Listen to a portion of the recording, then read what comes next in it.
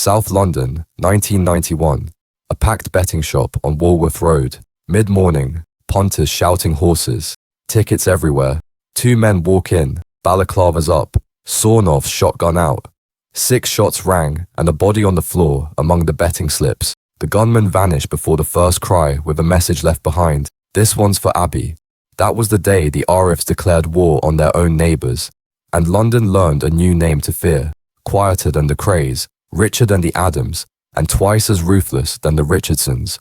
Welcome to Crime Pulse, where we pull back the curtain on Britain's most secretive crime empires. If you're new here, hit subscribe and turn on notification. Drop a comment below. This is the rise and fall of the Arif family that ruled half of London with dread and fear, and vanished into whispers. The story of the Arifs begins in the 1960s in the working-class districts of South London. The family, of Turkish Cypriot origin, had settled in Britain by the mid-20th century, planting roots in areas like Rotherhithe and along the Old Kent Road. They were a large family, by some count 7 brothers, along with sisters and a network of cousins. Life for immigrant families in those days was hard, and opportunity was scarce. The Arif brothers found theirs not in conventional trades or education, but in the shadowy corners of the city's underbelly. As teenagers and young men, the Arifs started off with the typical street hustles of the era. They ran with local gangs, engaged in petty theft, street fights, and the occasional burglary. In the late 1960s, South London's criminal landscape was in flux. The era of the Kray twins and the Richardson gang, once the kings of London's organised crime, was ending, leaving a power vacuum. Ambitious and street smart, the Arif brothers sensed an opening. They were determined to climb the criminal ladder, and they had the fearlessness to do it. By the 1970s, the Arifs had graduated to more serious crimes. They learned the rackets that could sustain an underworld empire, extortion of local businesses, protection schemes, and armed robbery. Even in these early years, a reputation for brutality began to form around the family. People who crossed the Arifs or refused to pay what was asked of them would be made examples of. One notorious anecdote that circulated in underworld circles involved the eldest brother, Doğan Arif. It was said that Doğan had a chilling way of making introductions during shakedowns. The first time the Arif name truly surfaced in the press was in May 1977. Early one morning, a security van carrying cash was attacked by a gang of armed men. The robbers smashed the armored windshield with a sledgehammer and sprayed the interior with shotgun blasts, forcing the guards to surrender. In the violent frenzy, one guard was killed. Ozzy Arif was charged with murder, but the trial resulted in a stunning outcome. Ozzy Arif was acquitted. The prosecution couldn't make the charges stick, possibly due to lack of concrete evidence or witnesses too frightened to testify. Another Arif brother, Bakir, was convicted on a lesser charge related to the robbery and served about 5 years in prison. But for the most part, the family walked away from the 1977 incident with minimal consequences. That close call only bolstered the Arifs' daring. By the early 1980s, the brothers had firmly established themselves in the South London underworld. They were no longer just street thugs, they were evolving into sophisticated criminals. With earnings from robberies and extortion, they began investing in ostensibly legitimate enterprises. The Arifs acquired pubs, clubs, and properties in their territory. These businesses served a dual purpose. They laundered dirty money and also acted as strongholds for their operations. During this era, the Arifs were one of a handful of dominant crime families in London. Another was the Clerkenwell Syndicate, led by the Adams brothers in North London. By most accounts, the Arifs and the Adams clan maintained a shrewd, unspoken truce, even cooperating at times to avoid mutual destruction. The Arifs largely south of the River Thames, the Adams family north. They were not without competition. Other Turkish and Kurdish syndicates, such as the infamous Bay Basin Cartel, were also active in smuggling heroin into Britain. The Arifs blended backroom handshakes with back alley beatings, ensuring no rival ever planted a flag south of the river. By the end of the 1980s, the Arif crime family had reached a peak of power. The brothers had become one of the most feared gangs in the entire capital, especially in the southeast boroughs they called home. People in neighborhoods and the Metropolitan Police understood that certain clubs or cafes were effectively Arif territory, but struggled to infiltrate their ranks. The Arifs kept it strictly blood and childhood mates from the island. No undercover officer or informant ever got past the front door. Crucially, around the same time, a new illicit opportunity was exploding: narcotics. The late 1970s and 1980s saw heroin pour into Western Europe, often routed from the poppy fields of the Middle East through Turkey. The Arifs were perfectly positioned to capitalize on this deadly trade. Leveraging connections to their homeland and contacts in the Turkish and Turkish Cypriot communities abroad, the Arifs became key importers of high-grade heroin into London. They oversaw a pipeline that brought the drug from suppliers overseas straight into the veins of London's addicts. With the profits from narcotics dwarfing those from robberies, the Arifs' wealth swelled. They reinvested in more drugs and more bribes. By the end of the 1980s, the Arif family was flushed with cash and confidence. They had become, as some would later call them, Britain's top crime family. Yet despite their infamy in the underworld, the Arifs themselves remained ghosts to the public at large. They weren't splashed on newspaper front pages, nor did they cultivate celebrity personas like the old East End gangsters once did. They moved quietly, preferring influence over notoriety. They never craved the spotlight, they owned the dark.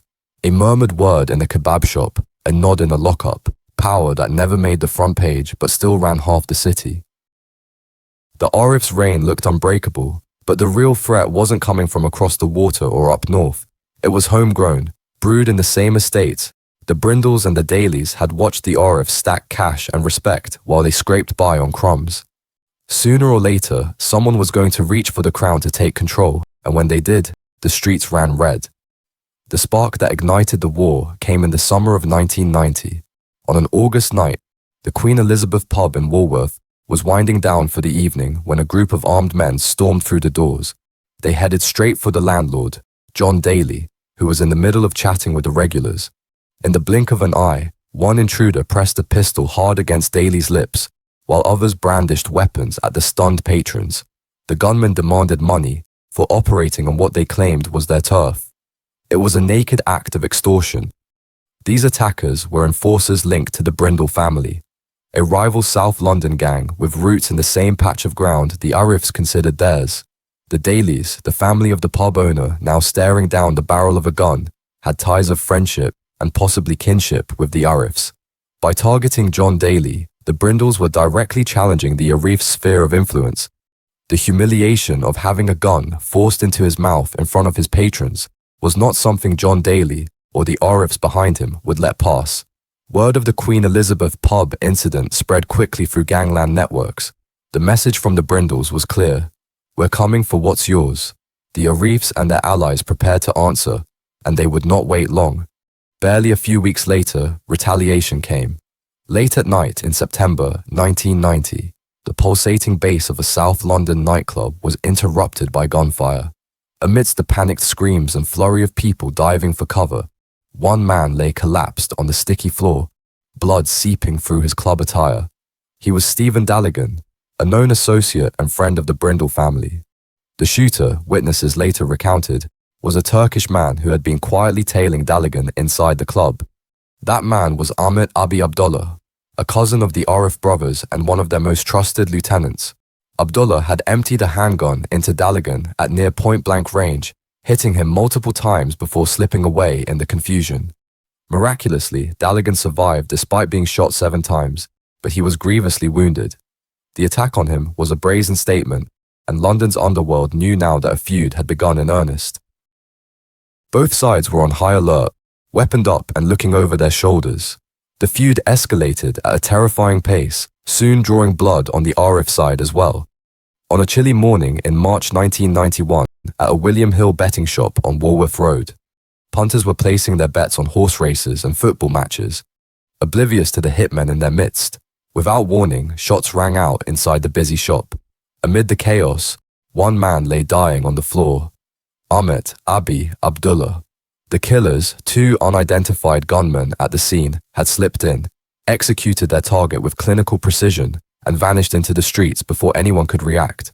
Abdullah's lifeless body was left sprawled among scattered betting slips. The murder of Abi Abdullah sent shockwaves through the Arif family.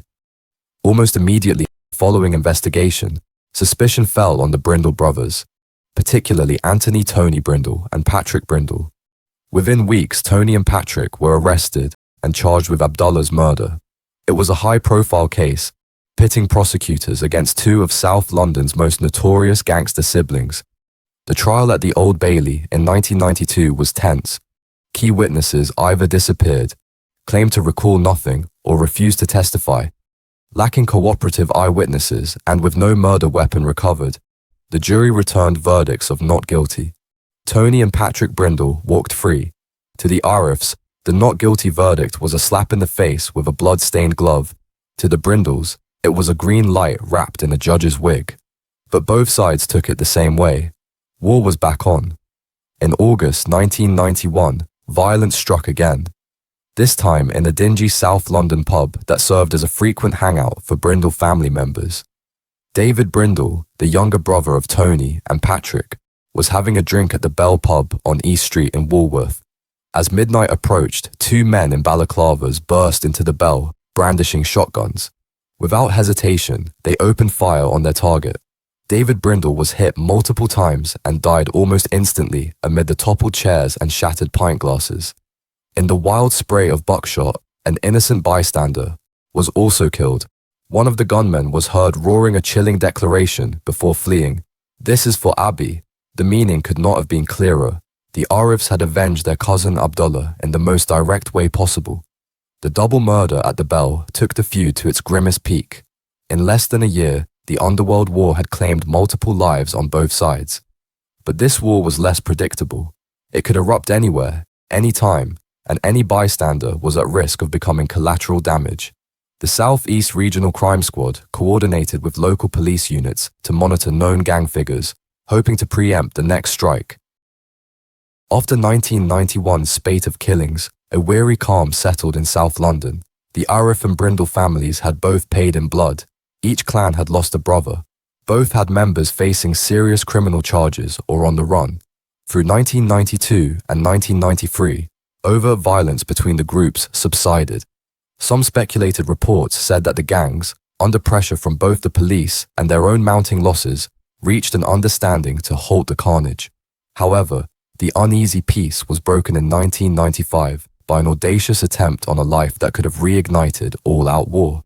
Anthony Tony Brindle, now the de facto leader of the Brindle crew, was a marked man. On the morning of the 20th of September, 1995, Tony Brindle stepped out to go about his day's business. Unbeknownst to him, police had been conducting a covert surveillance operation around his home for weeks.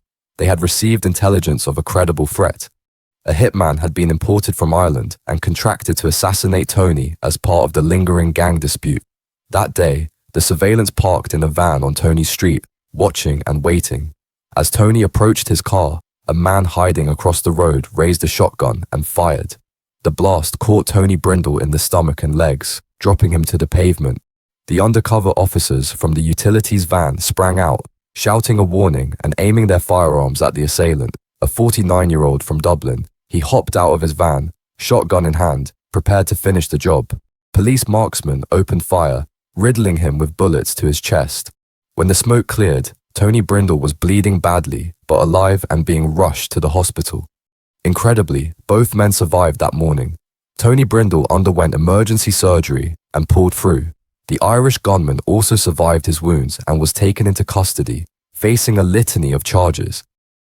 After the Rotherhithe shooting, even the most hard-headed figures on both sides had to reckon with reality. The feud that had started 5 years earlier had nearly cost Tony his life, and it was only through sheer luck and police intervention that it didn't. The Arifs, by now much diminished in strength, had nevertheless shown they were still willing and able to strike. But continuing this war promised only mutual destruction. By the late 1990s, an extraordinary development finally put the feud to rest. A member of the Brindle clan and a member of the Arif clan fell in love and married. This marriage created a direct familial link between two families that had been spilling each other's blood. With kinship now in the mix, the appetite for revenge sharply waned. Neither the Brindles nor the Arifs could continue to target the other without potentially harming their own extended family. Sources close to the underworld say this marriage, more than any police action, effectively ended the Arif-Dali-Brindle feud. The guns were finally silenced, and an uneasy peace settled in South London's Gangland. Even as the feud was winding down in the mid-90s, law enforcement was on a parallel mission to destroy the Arif crime family's criminal empire itself. The dramatic events of November 1990 in Reigate had been the first major strike. After the arrest of Dennis and Mehmet Arif during the Secretive robbery attempt, prosecutors ensured these two would not see freedom for a long time. In 1991, they were convicted on charges including armed robbery and attempted murder for the shots fired at police. Dennis Arif received 22 years and Mehmet Arif 18 years in prison. These stiff sentences removed two kingpins from the street and sent a clear message to their remaining brothers. The authorities were closing in. With two of the gang's field commanders taken out, the police turned up the heat on the rest of the Arifs. Doğan Arif, considered the godfather of the family, was a prime target. He was suspected of overseeing much of the family's drug trafficking operations. It wasn't long before Doğan too fell into the legal dragnet. Through joint efforts of the Metropolitan Police and HM Customs, Doğan was implicated in a massive heroin smuggling scheme. He was arrested and tried for his role in an $8.5 million drug importation plot. The evidence was strong enough, and by the mid-1990s, Doğan Arif was convicted and handed a 14-year sentence. With him in a cell, the Arif family had lost its fiercest leader on the outside. By the late 1990s, Bekir Arif was the only senior brother still free. He had served 5 years for the 1977 robbery and then stayed out of the spotlight, directing the drug trade from a distance. While others handled violence and day-to-day dealing, Bekir managed contacts abroad and the flow of money. He avoided direct contact with drugs or weapons, which kept him clear of evidence. The National Crime Squad watched him for months. Phone taps and surveillance recorded meetings about a large heroin shipment. 100 kilograms worth £12.5 million. In early 1998, police moved in and arrested Bekir and several associates. At the Old Bailey trial in 1999, Bekir presented himself as a legitimate businessman caught by mistake. He compared himself to Del Boy from television, saying he had no idea what was happening. The jury listened to the recordings and found him guilty of conspiracy to supply Class A drugs. He received a 23-year sentence. The judge described his actions as calculated and without remorse. With Bekir imprisoned, the third major Arif brother was removed from the streets, and the family's control over the trade was effectively broken. Even behind bars, Bekir Arif never really left the game. In 2013, the Serious Organised Crime Agency listed him among Britain's most dangerous crime lords, an official warning that the Arifs were far from finished. 2 years later, it was proved right. In July 2015, police raided a lonely caravan on a Somerset hillside and found 48 kilograms of high-purity amphetamine ready for the streets. The paper trail led straight to Bekir, now in his 60s and supposedly under strict supervision. He had been running the deal from a distance, using trusted runners and encrypted phones. He was arrested again and in March 2016 was sentenced to 11.5 years for conspiracy to supply and for openly ignoring the serious crime prevention order meant to keep him inactive. The message was clear. Only a cell could stop the Duke. By then, the Arif empire, as it once existed, was gone. The 1980s palaces of cash and fear had crumbled under 20 years of raids, trials, and long sentences. Doğan, Dennis, Mehmet, Bekir, each brother had lost decades inside. When the few who walked out finally did, they were old men staring at a city that had moved on. There was no throne left to reclaim. Still, the name carried weight. Extended family and old lieutenants kept small-scale drug lines and frauds ticking over, quiet enough to stay off the front pages, loud enough for detectives to notice. Every time an Arif was released, a surveillance team was waiting. Every time a Turkish Cypriot crew was busted in SE postcodes, the same question was asked. Any link to the old firm? Most times the answer was no. The Arif era had ended, not with a shootout, but with a slow fade to grey. The Arifs now sit alongside the Krays, the Richardsons, and the Adamses in London's roll call of crime royalty. But where Ronnie and Reggie got films, songs, and East End murals, the Arifs got silence. No glamour, no myths, just a name that still drops the temperature in certain pubs. They were the shadow you felt before you saw the knife. That's the Arif legacy. Not posters or podcasts, but stories swapped in whispers, warnings wrapped in memory, lessons carved into the manor's concrete. The brothers are old or gone, but the name still carries weight and the silence still protects it.